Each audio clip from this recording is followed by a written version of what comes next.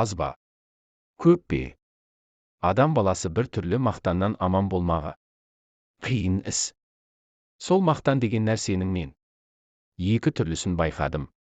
Біреуінің атын үлкендік деп атаймын, біреуін мақтаншақтық деймін. Үлкендік адам ішінен өзін-өзі бағалы есеп қылма. Яғни, надан атанбастығын, жеңіл атанбастығын, мақтаншақ атанбастығын, әдепсіз, арсыз, байлаусыз, пайдасыз, сұрамшақ, өсекші, өтірікші, алдамшы, кеселді осындай жарамсыз қылықтардан сақтанып, сол мінездерді бойына қорлық біліп, өзін ондайлардан зор есептеме.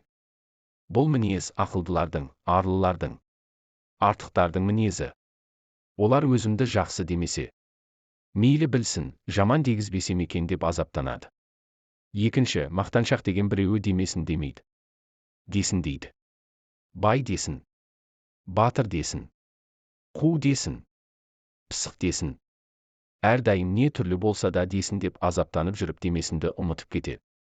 Ұмытпақ түгіл, әуелі секеңдеп ескермейді. Мұндай мақтаншақтардың өзі үш түрлі болады. Біреуі жатқа мақтанарлық мақтанды іздейді. Ол надан. Ләкин надан да болса адам. Екіншісі өз елінің ішінде мақтанарлық мақтанды іздейді. Оның надандығы толық, адамдығы әбден толық емес.